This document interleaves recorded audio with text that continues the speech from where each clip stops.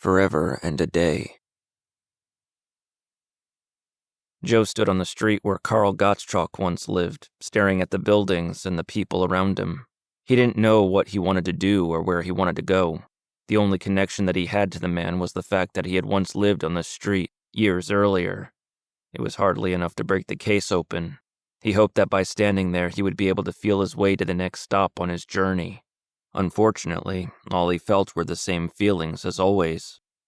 The street wasn't far from where Max Weber lived, but that was not surprising considering the fact that the two of them moved in the same circles. It was a German neighborhood, again, not surprising.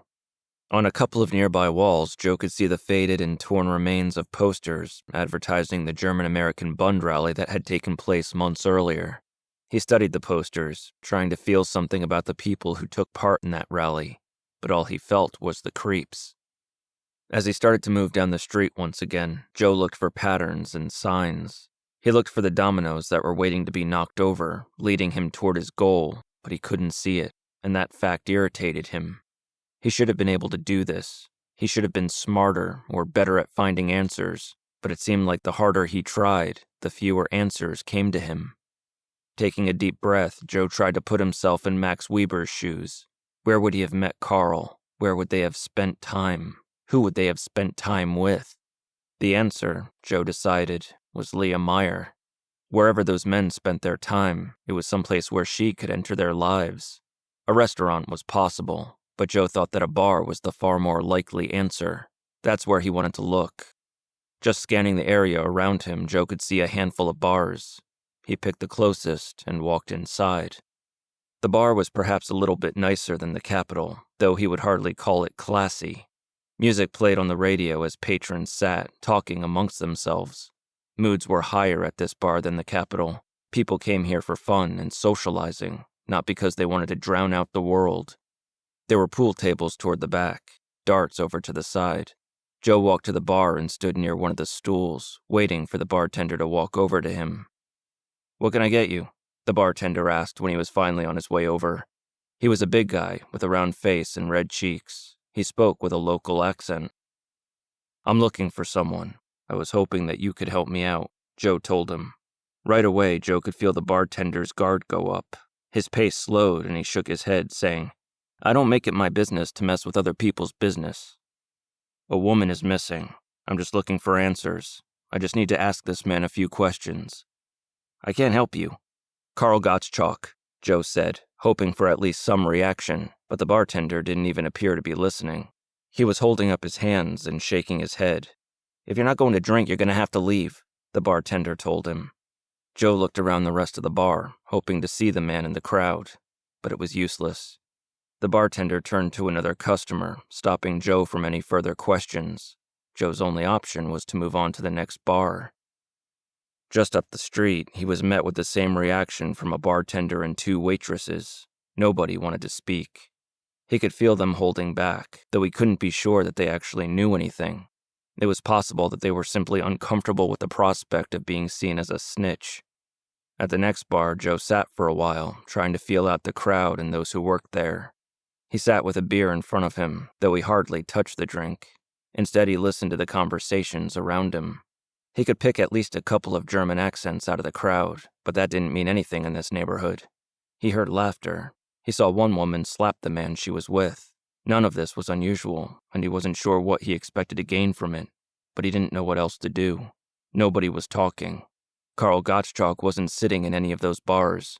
For all of his skills and talents, Joe was useless as an investigator. As he sat there, feeling the hum of the crowd and trying to get a grasp on what he was doing there, the time somehow managed to escape him. By 7:35, Sam was sitting at the bar of the Capitol, tapping his shoe on the footrail, staring at a glass of water in front of him. Mary was serving customers, and Vasya was standing by the bar, watching him. She could see how nervous he was, and she didn't blame him. After hearing everything that was going on in his life, or the parts that Mary and Joe let her in on anyway, Vasya couldn't help but feel for Sam. After all, in some ways, he reminded her of herself. "Years ago, when I was traveling across the country, I was working in a little market in Texas. All of the crops had dried out and many of the families in the area had moved away. But this market stayed open, waiting for people to come back, Vasya told him. Sam looked up from his water. He said nothing, but Vasya could see from the expression on his face that he had no idea why she was telling him about this. One day, this storm came blowing in. It was horrible. No matter how hard we tried, we couldn't keep the dust from getting inside the store, in our hair, in our teeth. And there was this man who was stuck inside the store with us as we waited it out. As Vasya spoke, she started to arrange the glasses behind the bar just to keep her hands busy as she told him this story. It was not something that she had told many people. At times it seemed like a dream rather than something that had actually happened. She continued. He was a tall man, and big, muscular. His eyes were black, and the way the shadows danced across his face. Something about him captured my eye right away. I couldn't put my finger on it, but something about him troubled me. He found old banjo in the corner, and he started to play. Nothing real at first, but then he started to play this simple tune. For hours we sat there listening to that tune, and growing more tired and eager for the storm to end.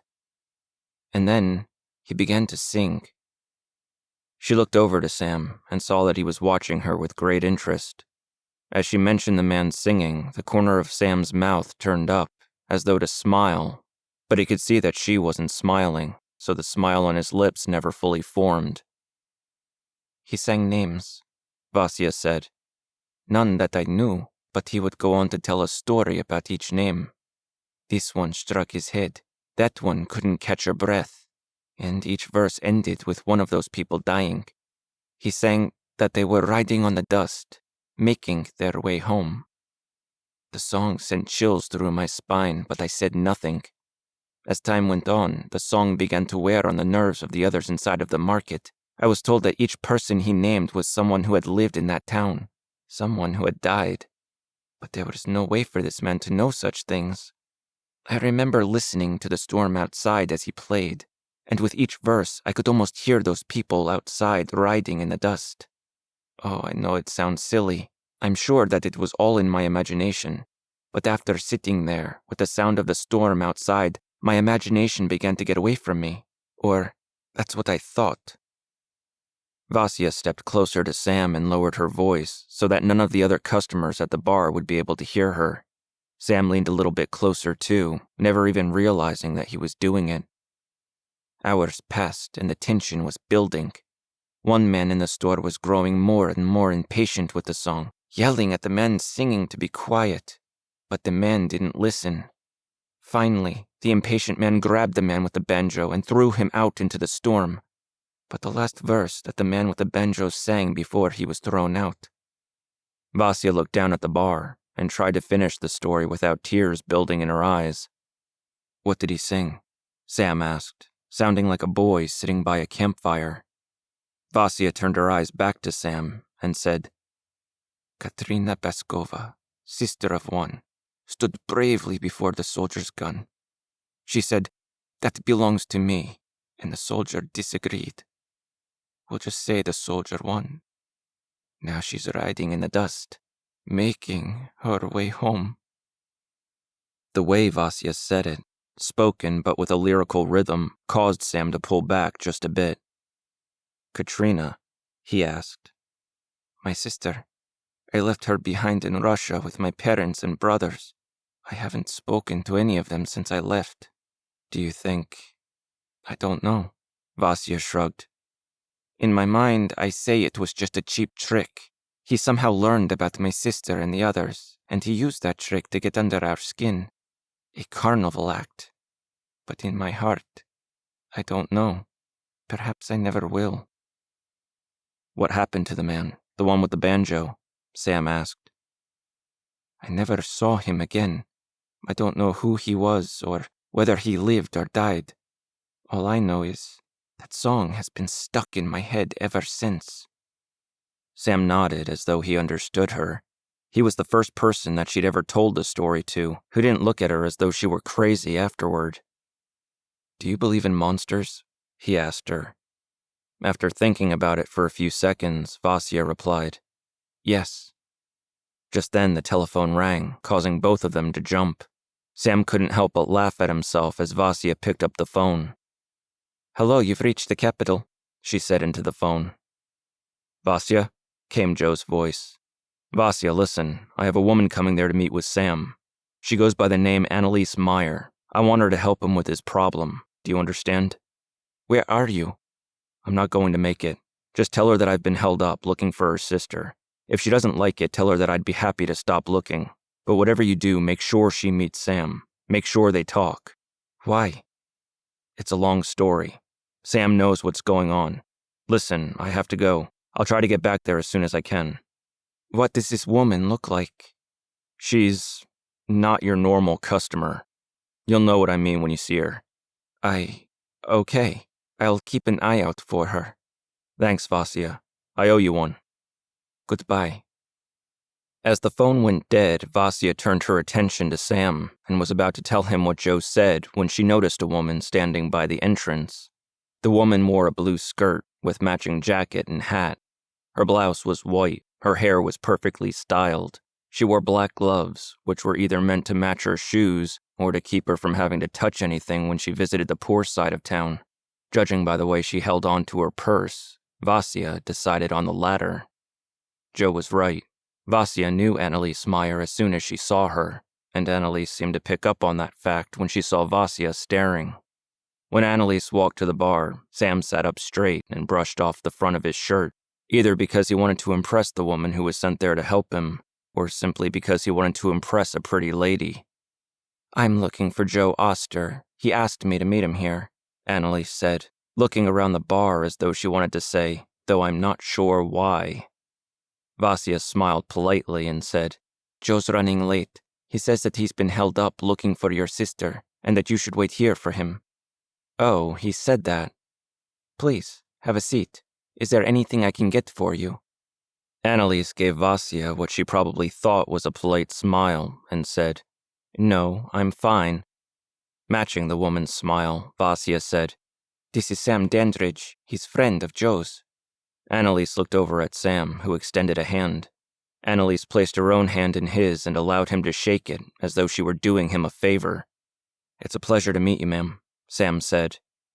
As Annalise took a seat on one of the stools next to Sam, she said, "I suppose you're the one whose brother is haunting him." Sam recoiled at the bluntness of the statement. He'd spent the better part of 2 years trying to hide the fact that strange things were happening to him, and he didn't seem comfortable with the topic just yet.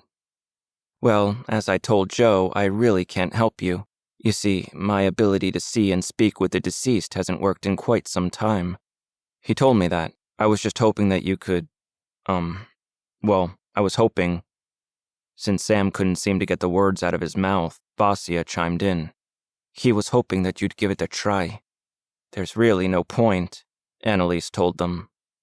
"Joe always said same thing," Vasya smiled. "Joe's ability never left him. He simply couldn't control it. He seems to think that you still have it in you. He's a bit naive." "Perhaps. I, for one, would have charged for my services if I were him. But instead, all he asks is for one small favor." Annalise's smile froze on her face as she stared at Vasya for a moment, as though Vasya should be intimidated by her wealth or power, but Vasya's resolve didn't weaken in the slightest. Sam was uncomfortable. He shifted in his seat and cleared his throat before saying, "You know, it's fine. I think I can find another way to—" "No," Annalise said. Her eyes slowly shifted from Vasya to Sam, and she tried her best to soften the look as she said, "The girl's correct. Trying to help you is the least I could do for Joe." Sam looked even more uncomfortable.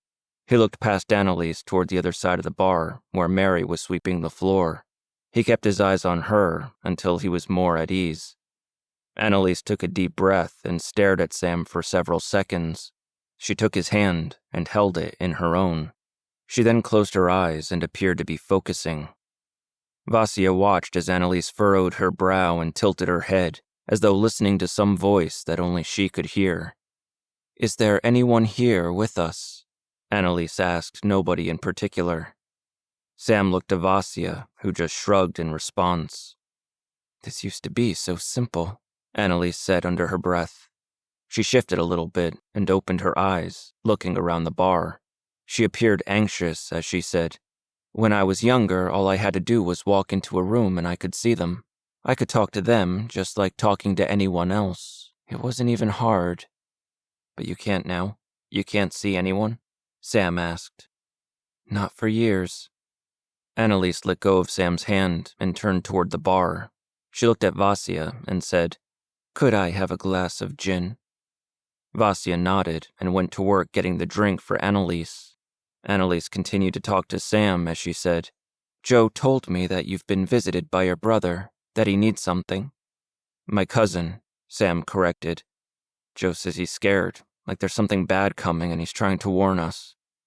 Vasya placed a glass of gin in front of Annalise and said, The first time he felt that ghost was the night you got hit by the car.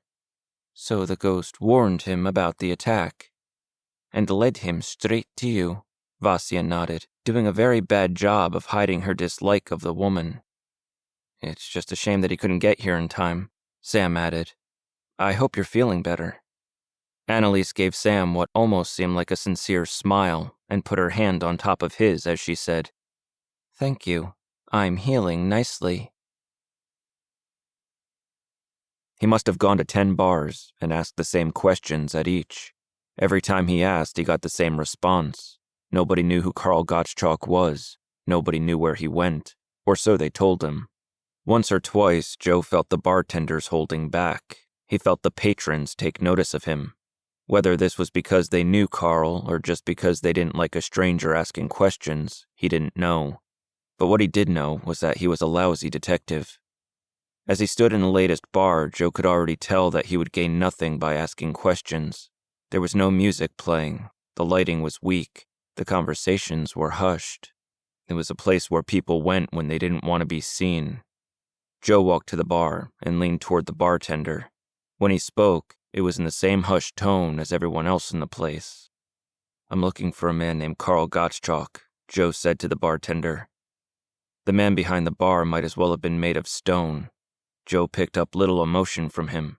Where most people usually repress their emotions, this man simply didn't feel. We have beer, we have whiskey, we have gin. If you're looking for conversation, I can't help you, the bartender replied. Thanks anyway. Joe took a step away from the bar, but he didn't turn to leave right away. He looked across the dark room, hoping to see Karl by some twist of fate, or someone who could lead him in the right direction. Mostly all he saw were drunks, and women looking to get free drinks off of those drunks. One more bar to check off of his list, and he didn't even know why he was bothering to go through this act in the first place. The bartender might know something. Any one of the bartenders he spoke to might have known something, but Joe didn't know how to get that information out of them. He wanted to pretend that he was making progress and getting something done, but at the end of the day, he was simply putting on a show for his own benefit.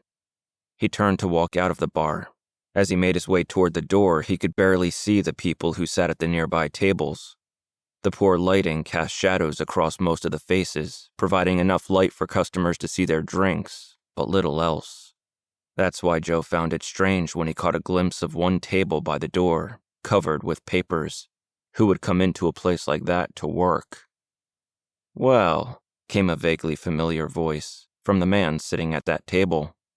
If I didn't know better, I'd think that you were following me. The reporter, Roy Mitchell. Once Joe recognized the voice, he stopped walking and looked toward the man. Shadows covered his face, but Joe could tell that it was him. I told you, I don't want anything to do with you or your rag of a newspaper, Joe told him. And I left you alone. It doesn't look that way from where I'm standing. Can you see my drink from where you're standing? The work, spread out in front of me. I've been coming to this place for a while now. The question is, what brings you to this part of town? That's none of your business. Deep down, Joe knew the reason he wasn't moving. He could have easily walked out of that bar and away from the reporter, but he knew that if Roy was there, he was on the right track. Roy's job was to find information, and if he was still looking into the disappearance of Liam Meyer, there was a good chance that this was the right bar to look in. Considering the fact that you haven't insulted my livelihood and stormed out of the place yet, I'm guessing you're here for the same reason I am." Joe didn't want people to overhear their conversation, just in case there was something to find in that bar. He took a seat at the table with Roy and spoke in barely a whisper, saying, "I thought Annalise told you to leave this story alone." "She did, and it just so happens my boss told me the same thing." "Then what are you doing here?" "Working on another piece. A fascinating story with mystery and intrigue. Why here?" Roy smiled. He didn't answer the question. "You haven't let the story go, have you? You're still looking for her. Is that why you're here? What do you know?" Again, Roy just smiled. He wasn't about to show Joe his cards.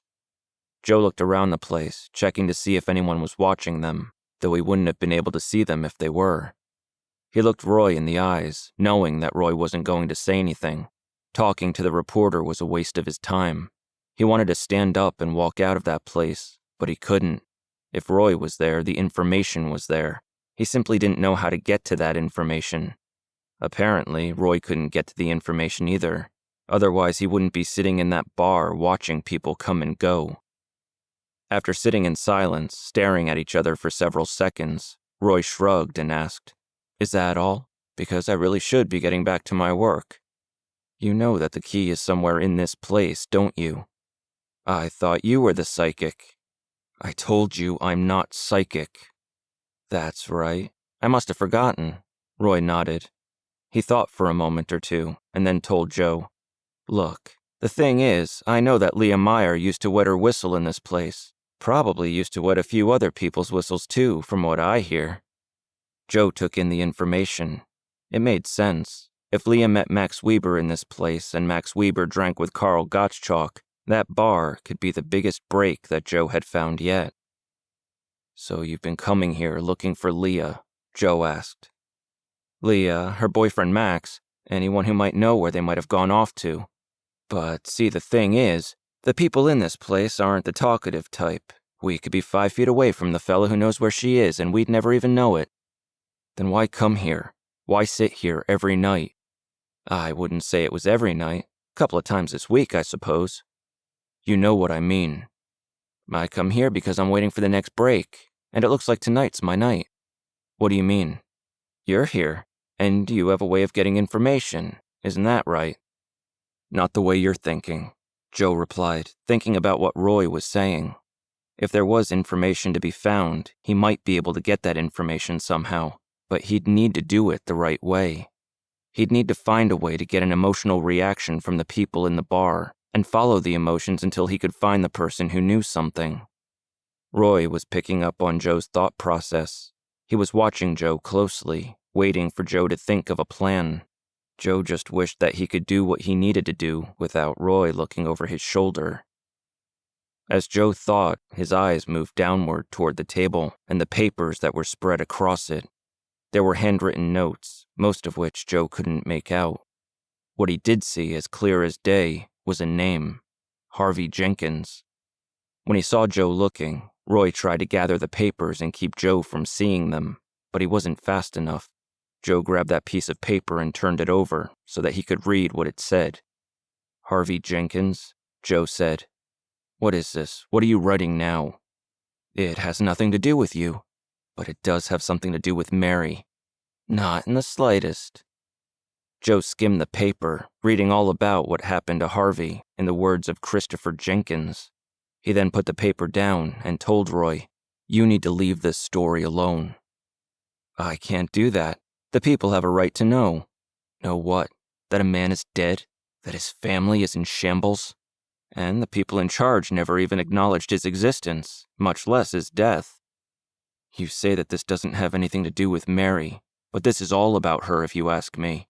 It's all about hurting Sam so that you can get him out of the picture." "Sam? Who's Sam?" "You know very well who he is. And I will tell you right now, do not follow this story. You don't know what you're getting into."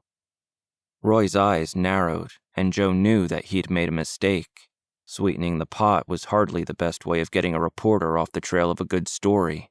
Now Roy would be pressing even harder, looking for answers, meddling in yet another one of Joe's affairs. He tried to change the subject, telling Roy, "We have work to do here." "We? Are we working together now?" "I don't suppose you'd leave and let me get the information on my own." "Probably not." "And since you haven't made any progress, you're not exactly in a position to get it without me." "That's fair to say." "Then we work together, learn what we need to learn here, and move on with our lives." "And I get to include you in my story." "I thought your boss told you to leave this story alone." "You really are psychic. You told me as much when I sat down here." "Oh, I did, didn't I?" Roy nodded. "Well, if I do write the story, I want to use your name in it. Sound fair to you?" "No, you'll leave me out of it. You'll say that you just happened upon the information on your own somehow. Does that sound fair to you?" "Not really, no." "Then you can leave without anything." "On the other hand, my mother always told me that sometimes it's best to meet people halfway." "Not halfway. My way, or no deal." "Done," Roy agreed, smiling as though he had just won this round, and feeling much the same. "You drive a hard bargain. So how do you plan on going about this?" Joe turned and looked at the bar around him and all of the people sitting at the tables. He said, "I haven't figured that out yet. Can't you just close your eyes and conjure an image of the person you're looking for, or something like that?"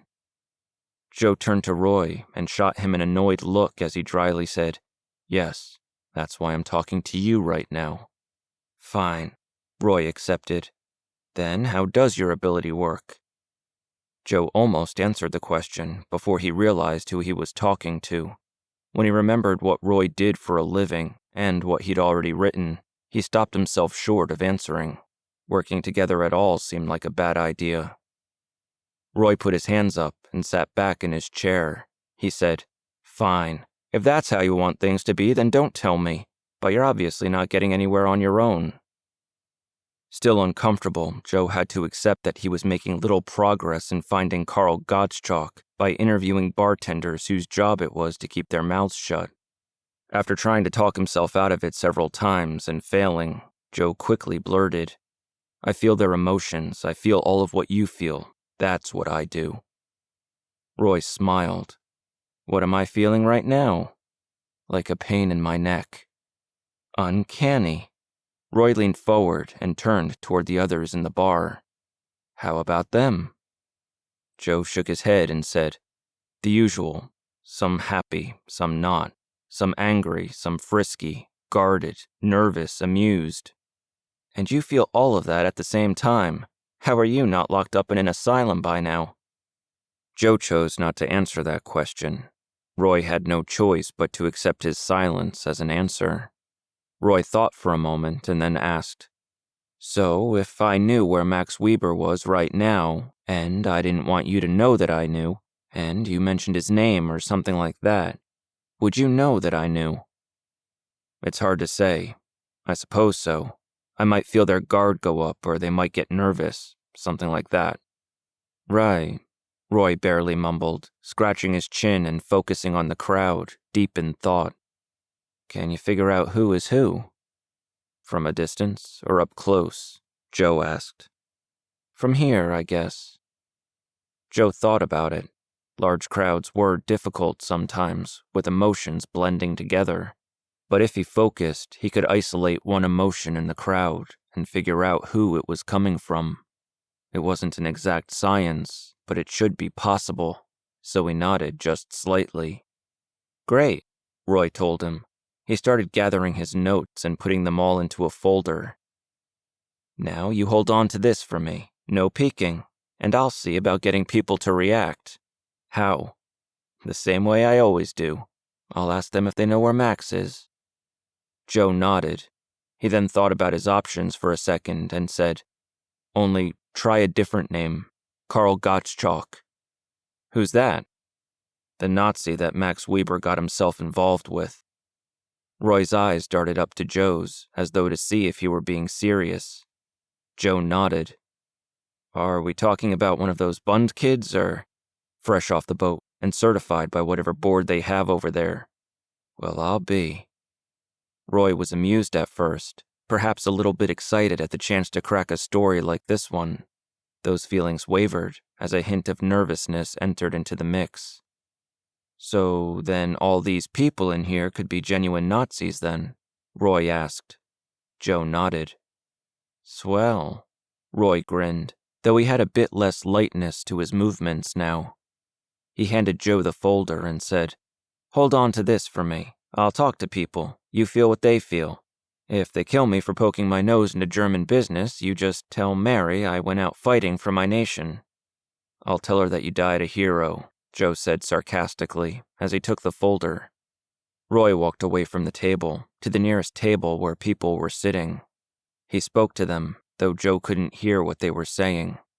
Roy was nervous, but only in the way that people normally felt when skiing down a steep mountain or walking through the haunted house at a fair. Joe pushed aside Roy's feelings and closed himself off to everyone in that bar, except the two people that Roy was talking to. He felt their annoyance at having been interrupted, but nothing else. Joe shook his head to Roy, and Roy moved on to the next table. The same process was repeated. They didn't know anything either. The same was true at the next table and the next. It wasn't until Roy got to the back of the room, where Joe could barely see him at all, that the mention of the name Karl Gottschalk seemed to send up someone's defenses. They knew who he was, and they didn't like being asked about him. Joe couldn't see Roy from where he was sitting, and he doubted that Roy could see him, so instead of nodding a silent affirmative to him, Joe stood and began making his way closer and closer to that table. As he neared Roy's position, Joe caught sight of something shiny held in the hand of the man who was sitting at the table as it caught the reflection of one of the bar's faint lights. The man was holding a gun, and it was aimed directly at Roy's gut. Vasya had walked away from Sam and Annalise Meyer for a few minutes in order to serve a table their drinks and take another order. As she walked away, she noticed Annalise leaning closer to Sam, still holding her hand on top of his. She didn't trust Annalise. She didn't like the woman who was obviously flirting with Sam while playing games with Joe. But she didn't say anything. It was none of her business, really. By the time she returned to the bar, Mary was standing next to Sam with her arm wrapped around him, smiling politely at Annalise, who looked deep in thought while staring at the ground. I can't see anyone. I can't hear anyone. I'm sorry, Annalise told them. You must feel something, Mary pressed. With Joe, it's just a feeling. I don't feel anything either, I'm sorry, Annalise insisted, before cocking her head. It was as though she suddenly heard something, only she didn't look around the bar. She kept her eyes on the floor. What is it, are you all right? Sam asked. You don't have to push yourself. I'm fine, Annalise said. I just got the strangest impression. Mary perked up and put her hands together, as though to beg for more as she asked, What kind of impression? It's vague. Not an image, really, but almost like the distant memory of a dream, Annalise told them. It is of someone close to you, someone that you care about a great deal. The hope on Sam's face was response enough for Annalise. She went on. Someone around your age. That's right, Mary confirmed. His cousin. Vasya shook her head. So far, Mary had provided more answers than Annalise. Annalise went on. I think he's here with you. What does he want? Why is it so urgent? Sam asked, looking as though he might burst into tears at any moment. He died suddenly, Annalise told them. Though I suppose it always feels sudden, even when it's a slow death. It was sudden, Sam confirmed. But what does he want? Why does Joe think he's so scared? He sees things that we can't see. He knows things that we don't know, Annalise explained. As I said, it's not a clear picture. I'm sorry, but my ability isn't as strong as it was. I usually don't feel anything anymore, but he must love you very much if he was able to make me feel his presence. You should find peace in that. There's nothing else? Mary asked. Nothing at all? I'm sorry. I can't talk to him as I once could. Sam appeared to accept the answer, though he was disappointed. He said, Thank you, before standing from his bar stool and walking away. Mary followed him. Annalise turned back to her drink and took a sip as Vasya walked closer. Vasya was watching her with distrust, but she kept that feeling to herself. You have a Russian accent, is that right? Annalise asked Vasya, trying to make small talk. Yes, I'm working hard to get rid of it. I suppose I have more work to do. You speak very well. Thank you. I'm not sure why you would want to hide your accent, though. It's such a beautiful accent. I've always admired Russia, ever since I was a little girl. I've always hated it. Why? Annalise asked, seeming genuinely shocked. I've read articles about your system there, the education and health care. People have jobs and food. Oh, I read those articles years ago, but I always thought that it sounded much more advanced than what we have here, more evolved. A more evolved ruler usually makes for a less evolved population. I'm afraid I don't know what you mean. Vasya thought for a moment, trying to figure out the best way of explaining Russia's social structure to Annalise. As she did this, she looked at the woman in front of her and all of her fine clothing. She focused on a brooch that Annalise was wearing. It was obviously old, perhaps made of gold, with pearls and gems, enough to make the point that its wearer was wealthy. It's a lovely brooch, she told Annalise. Annalise looked down at her own brooch and smiled. Thank you. It was my mother's and her mother's before her. May I have a look at it? Vasya smiled. Annalise hesitated for a moment or two, looking around the bar as though she were waiting for the punchline to the joke. Eventually, she smiled politely and took the brooch off of her jacket. She reluctantly handed it to Vasya. This is beautiful, Vasya told her, looking closely at the piece of jewelry in her hand, before slipping it into her pocket. Hey, Annalise gasped, nearly diving over the bar in an attempt to grab Vasya. Vasya laughed a hearty laugh. She pulled the brooch from her pocket and placed it on the bar in front of Annalise, as she said, Now imagine if that was your mother's farm, and her mother's before her, and imagine you never got it back. Annalise said nothing as she put the brooch back on. Vasya waited until Annalise was looking at her again, before locking eyes with the woman and saying, What you read was a lot of show, put on for naive reporters who would like to believe that there truly was a world out there where everyone had whatever they could possibly want without paying a price. Those in charge knew that if someone wanted to believe something strongly enough, they would never look for the flaw in the story. They were con artists on a global scale. But those of us who lived there saw through the act. We saw the liars for what they were. Annalise looked down at her drink as she said, But in the end, you fled your home. It seems to me as though they won. Annalise picked up her drink and took one last sip before pushing the glass toward Vasya. She said, Tell Joe that I was here. With that, Annalise walked out of the capital. Now, just take it easy, Roy told the man with the gun, as he held his hands up and put a smile on his face. As Joe approached, he looked to Roy and said, I'm sensing that this man knows something. You don't say, Roy quipped back. The man looked from Roy to Joe and back again, as he asked, Who are you? What do you want? Joe could tell that the man was more nervous than angry. He answered the man's question by saying, We're just a couple of strangers looking to track down Karl Gottschalk. You've heard of him. A twinge of fear. I ain't saying nothing, the man told them. I ain't said nothing to nobody before, and I ain't saying nothing to nobody now. Roy was cringing with every nothing and nobody that came out of the man's mouth. For a moment, Joe was worried that he was about to break into a grammar lesson right then and there, but Roy held back. We're not friends of Karl's, Joe assured the man. We're just looking for a woman. We think he might know where she is.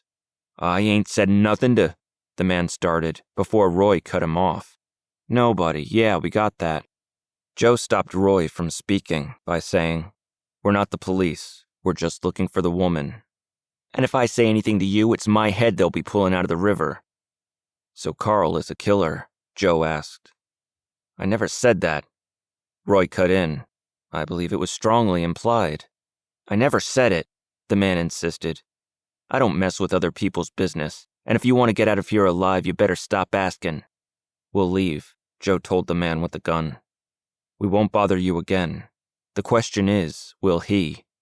Whether you tell us or not, it seems like he's going to be a problem for you. The man didn't answer. Joe could feel that fear again. The man was nervous. He was uncertain. Maybe if you tell us where he is, we can make sure that he's not a problem for you anymore, Roy said, picking up on Joe's lead. He's crazy, the man told them. He's crazier than the rest of them. He killed my brother just so he could take his car. He killed my brother's wife just because she saw him do it. He killed their neighbor. He didn't have to kill their neighbor.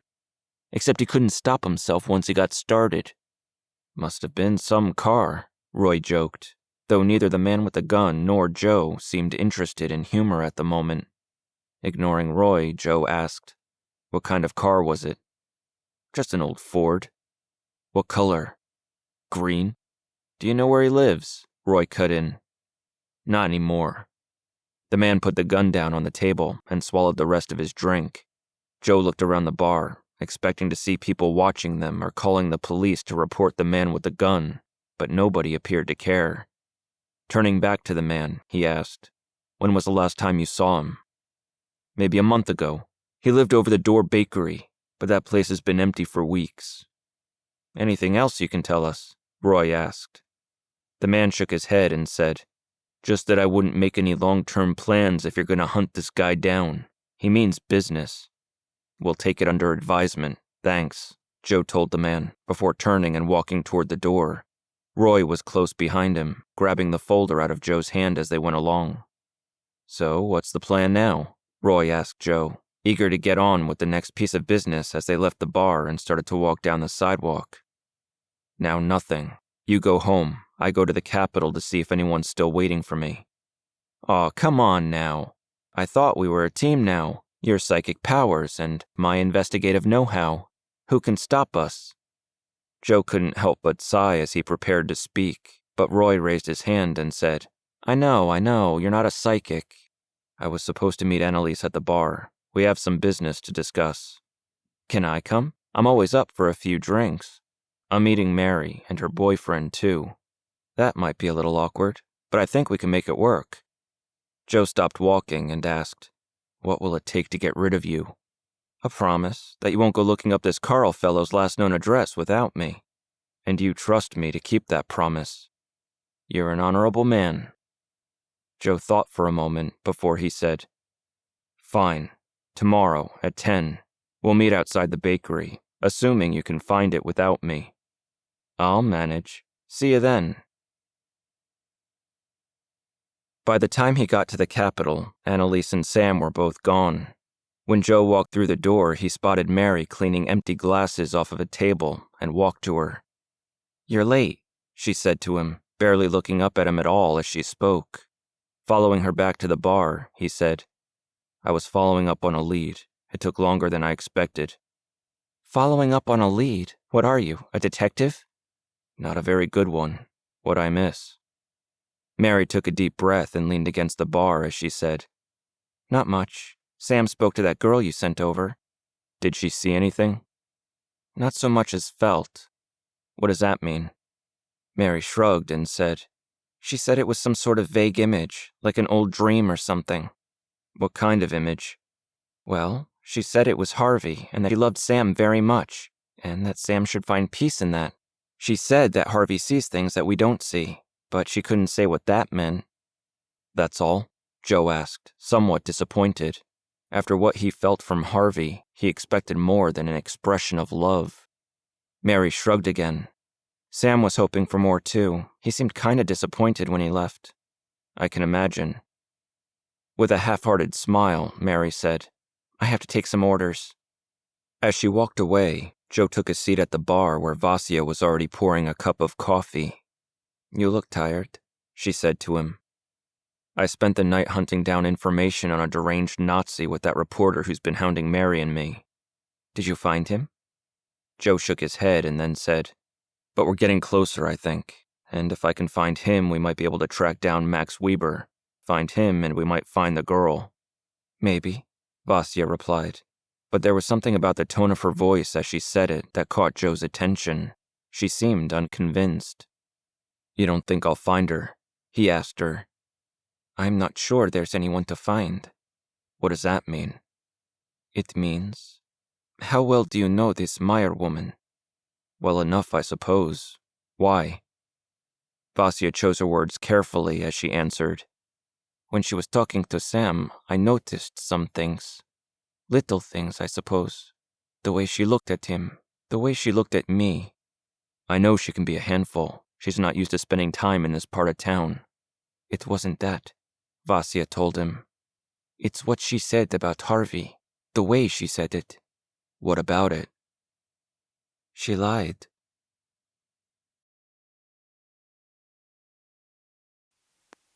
This is the voice of the Embers, where stories burn and fade.